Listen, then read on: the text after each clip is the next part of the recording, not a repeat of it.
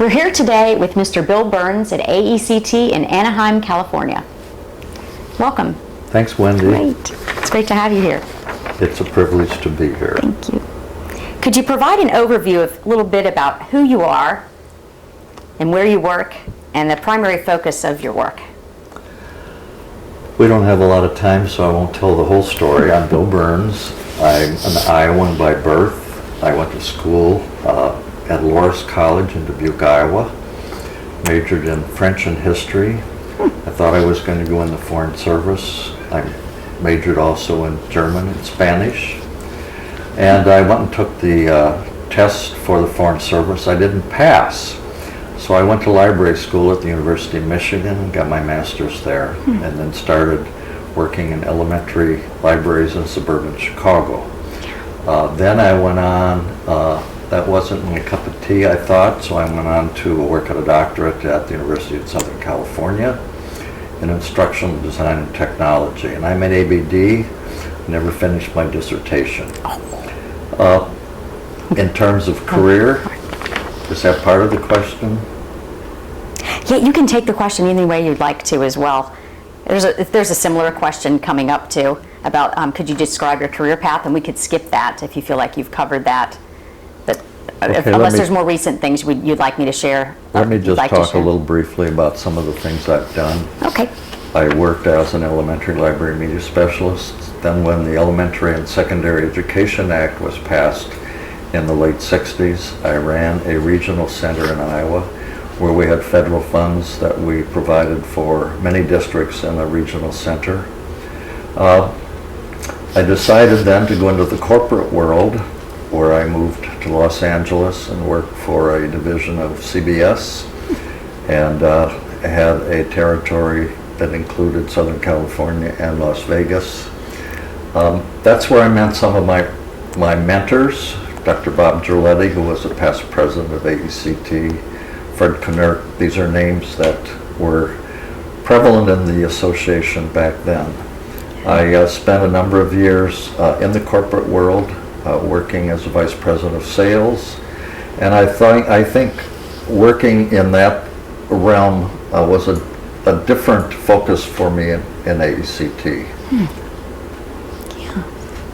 How did you become interested in the field? An early mentor who was director of a school district's instructional technology thought that I had some promise, so he encouraged me to at least look at the field. I went to my first national convention in the late 60s, American Library Association convention in San Francisco. That was the time of Haight-Ashbury, and I visited that and decided that isn't a place I wanted to spend a lot of time. Went to my first AECT, it might have been DAVI at the time, which is the Division of Audiovisual Instruction, a division of the National Education Association, which later became AECT. And I remember going to a session, and I've always been interested in governance, and I thought, well, this was a meeting of the executive committee, and they said, you're not invited here. And it wasn't quite that rudely said, but I think I decided then, this is a profession I'd like to spend time, because I really had a strong feeling for those who were in leadership. So that was my early entry, and I got involved in the committee structure, eventually elected to the board, and I was privileged to be elected president of AECT back in 1996. All right, great, thank you. Let's see. Is there anything else about your career path that you'd like to share? You've touched on that a little. Yeah. I guess when I looked at my career, I think of bucket lists, and I thought I should dip in as many different things. So I was a manager, I was an administrator. I liked the opportunity to work with people. I never felt that management meant that you were superior to them. They taught me much, and my career was in and out of the corporate world. I've been vice president of sales for a couple of companies, both national, and international. But really, life is a journey, and even though I'm considered senior now, I'm still working full time. Yeah. I license content to a retail market, not education related, but it's all the same. These are about people who are trying to do their job, working with their customers, and it's about relationship building. That, to me, what AECT has always meant. Right. It's the family, getting to know them. How would you describe your research interests? And you can take that from either direction, an interest in performing or things of topics that you'd like to read about. Boy, that's an interesting question, because my focus has never been research, as AECT is so strongly, Right. thankfully, research-based. When I think of my interests in terms of learning, for 40 years I've been a student of the Holocaust. And I have studied for most of my adult life trying to understand the why and the how, and obviously there's no easy answer. I just finished ordering another set of almost 30 books. So that's been, in terms of my personal research, it's been both that and history. I guess I'm also interested in psychology and wonder what really makes people tick. When I was hiring people in terms of working with me, as I aged and as they got seemingly younger, they were less comfortable looking at me while I was being interviewed, because they're used to all the toys that they have in their pockets, in their suitcases, and they didn't know how to listen. So I would always say, just put that down and just talk to me so I can listen and learn, because I know you can do the gadget thing, but I want to know what makes your heart work. Right. That's my research. Yeah, I like that. There's some good advice in there to a lot of us. Hopefully still to me. I think so. What are some of the major ideas or approaches that have stimulated your professional growth? I think for me it's always been, how can we collaborate? Way back we had an opportunity to associate with ISTE, with NEC. We were very close to signing a relationship. Some things happened, it didn't happen. We've worked hard on collaboration with the association, American Library Association, and the Association for School Librarians. And information power was something I worked on. It was a challenge. It was political, but also we got a product that made money for both associations. And now as I look at this association, it's really about collaboration with the international opportunities. We didn't focus on that as much back in the day. And to me, when I come to this conference, that's been so exciting and rewarding to see all these young foreign students and faculty. So that's again a collaborative effort that to me is just the future of this association. Yeah. Who are some of the people who have had the most impact on your professional growth? Boy, that's a tough one. I think I mentioned a gentleman who was never involved with AECT. He was a technology director. His name was Ed Lorenz. This was back in probably 1963. But then there are names, Barry Bratton, who was at Michigan State, Bob Gerletti. These are early leaders of the association. Kent Gustafson, another former president, good friend. These are people I met on the board.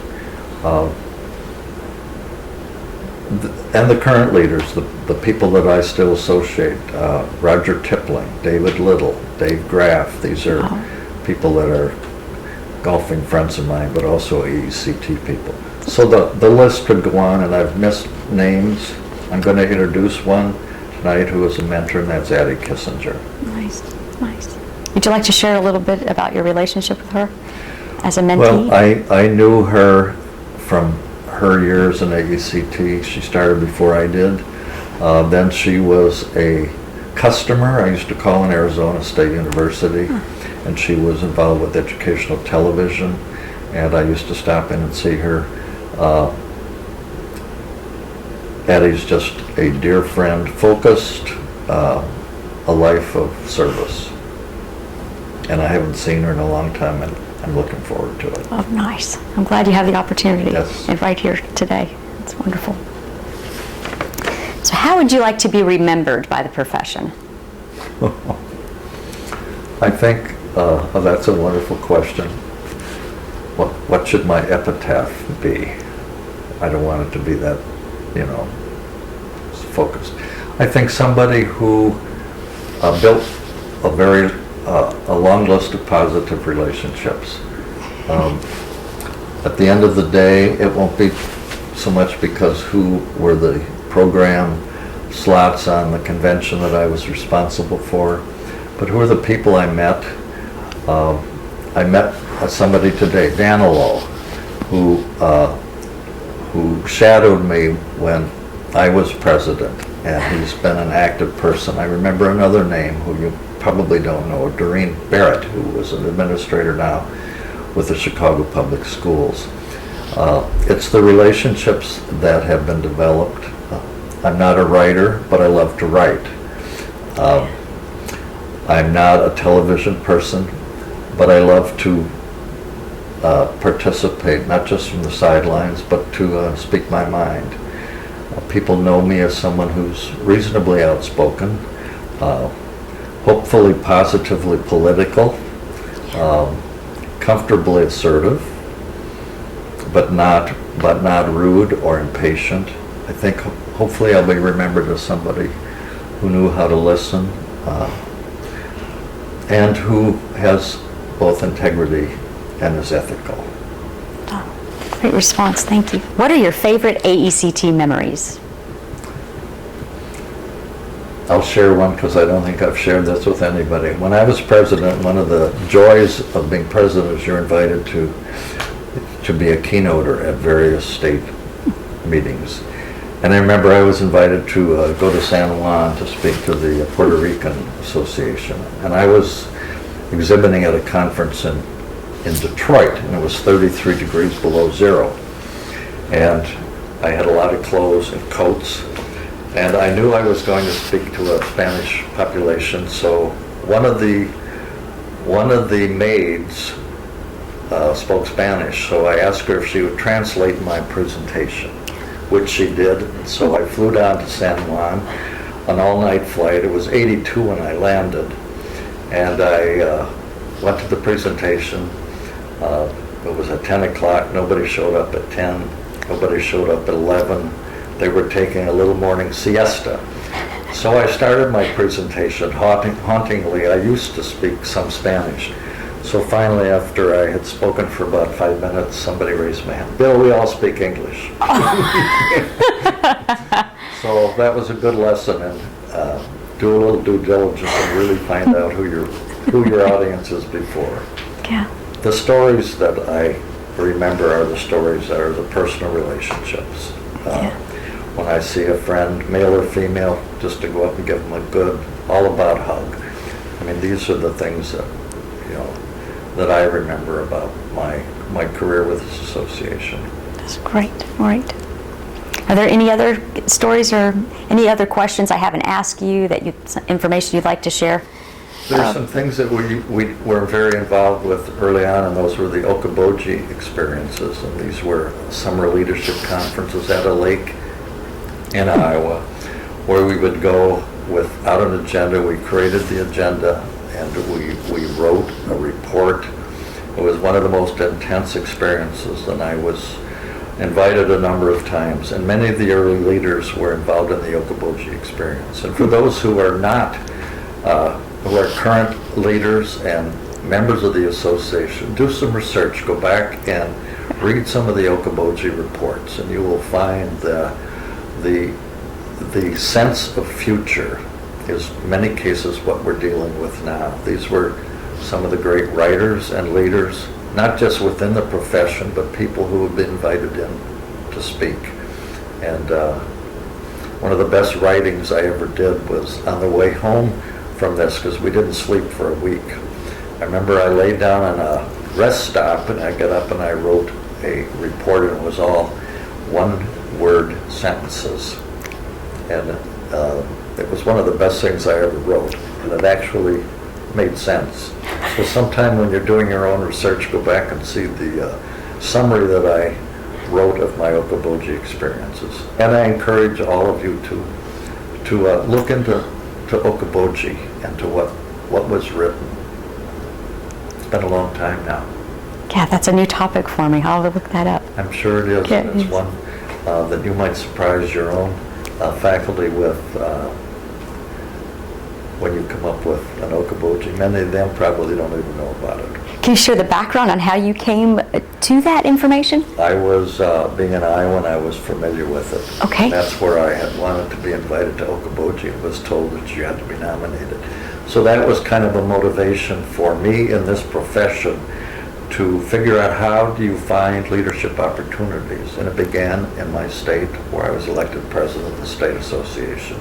And then I got invited to Okoboji, which was a leadership route for me in AECT. Yeah, right. And I'm sure there are venues now, you have summer leadership, which is something that I encourage all young leaders to look toward. Yeah, wonderful. And I would ask a reflecting question back to something you talked about earlier. You talked about the relationship between AECT and the library associations.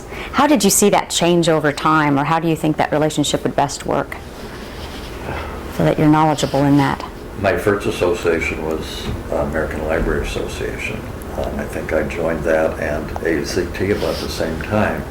And I was interested in the school side of it, AASL, and AECT had a very strong school library media focus then.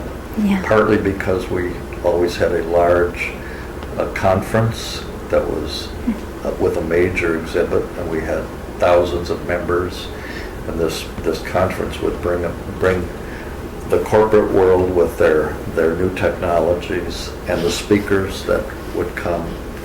So there was this strong relationship between what was happening in K-12 in the school library, which became the LMC, and eventually, unfortunately, the two of them never really came together, even though there were some with us, with AECT, and some with them. And while I won't say it became political, everything ultimately becomes political.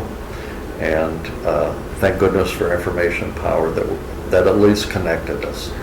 You know, I hope with the current focus, small as it might be, with the school library media group of AECT, that they can rekindle that, because ultimately it's about what can we do as an association and AASL do to help teachers, school library media specialists, principals, staffs, to help kids. The world has changed, but the world hasn't changed, because it's ultimately about you and me relating. What can you do to help me become a better person, and what can I do to help you become a more successful person? And maybe we spend too much time on goals and objectives, which are very important because it gives you direction, but ultimately, when I'm with Wendy as my student and or as my teacher, how can we collaborate better?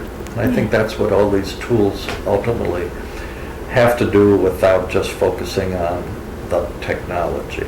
Yeah, thank you. Thank you. Anything else you'd like to share today that we haven't touched on? This has been fun. This is a pleasure. Thank you. Thank you. Thank you for joining us.